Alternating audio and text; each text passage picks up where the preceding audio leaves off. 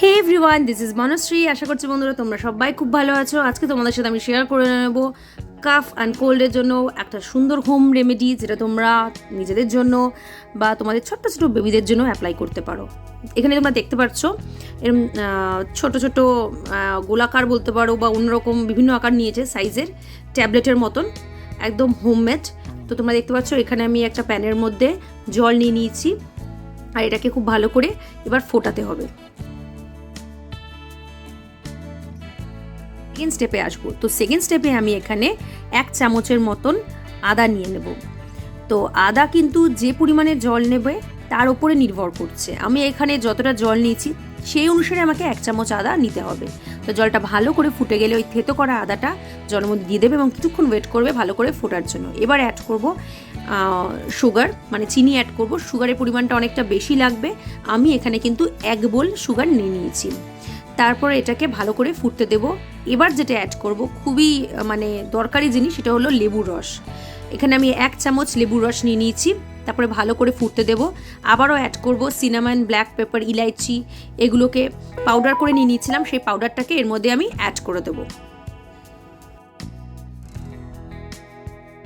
আমি অ্যাড করে নেব গুড়ের পাউডার। এখানে আমি কিন্তু অর্গানিক গুড়ের পাউডার ইউজ করেছি। তোমরা চাইলে এখানে এমনি বাজার চলতি যে কোনো গুড় ইউজ করতে পারো। গুড়টা কিন্তু খুব ইম্পর্টেন্ট সর্দি কাশির জন্য, বাচ্চাদের জন্য স্পেশালি। তো আমার বেবির জন্য যেহেতু ইউজ করছি এগুলো সমস্ত ইনগ্রিডিয়েন্টস, তো আমি এই জন্য পুঙ্খানুপুঙ্খভাবে তথ্য তোমাদের দিচ্ছি। নেক্সট আমি ইউজ করলাম হানি। তোমরা বলবে গরম জলের মধ্যে বা গরম জিনিসের মধ্যে হানি দিলে তার কাজ শেষ হয়ে যায়, কিন্তু এখানে তোমরা একটা স্কিপ করতে পারো। আমি দিয়েছিলাম কারণ কি যে স্ট্রাকচারটা তৈরি হবে ট্যাবলেটগুলোর, সেটার জন্য হানি কিন্তু এখানে এসেনশিয়াল। তো এবার আমি খুব ভালো করে নাড়িয়ে নেব যতক্ষণ না একটা ঠিক পর্যায়ে চলে আসছে। কারণ যতক্ষণ না পর্যন্ত ঠিক হবে ততক্ষণ পর্যন্ত সেই ট্যাবলেটগুলো যে হবে গোলাকার বলো, বৃত্তাকার বলো, মানে যেরকম একটা আকার নেবে সেগুলো কিন্তু তৈরি হবে না।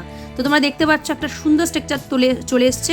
এবার আমি এগুলোকে অ্যালুমিনিয়াম ফয়েলের ওপরে চামচ দিয়ে ধীরে ধীরে গোল করবার চেষ্টা করব। যদি না হয় তো কোনো ব্যাপার না, যে শেপেই হোক না কেন, এটা কিন্তু খুবই ইম্পর্ট্যান্ট একটা বেবির জন্য হোক বা বড়দের জন্য হোক। ঠান্ডা লাগলে আমরা চট করে কিন্তু ওষুধ খেতে শুরু করে দিই, কিন্তু যদি তোমরা এটা ট্রাই করো দেখবে অনেক সময় গলা বসে যাচ্ছে, গলা খুসখুস করছে, নাক থেকে জল পড়ছে, এটা কিন্তু বড়ই হেল্পফুল হবে।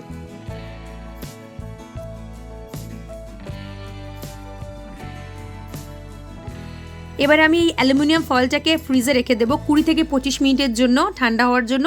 ঠান্ডা হয়ে গেলেই আমার ট্যাবলেট তৈরি হয়ে যাবে। আর যারা এই ট্যাবলেটটাকে খেতে চাও না বা বাচ্চাদের জন্য স্পেশালি রাখতে চাও, তো তোমরা এই সিরাপ হিসেবেও এটাকে ইউজ করতে পারো। মানে যে থিক পোর্শনটা পেয়েছিলাম ওটা একটা কাঁচের শিশির মধ্যে স্টোর করে রেখে দিতে পারো, তাহলেও কিন্তু ইজিলি বাচ্চাদের দিতে পারো মোটামুটি 1 সপ্তাহের জন্য।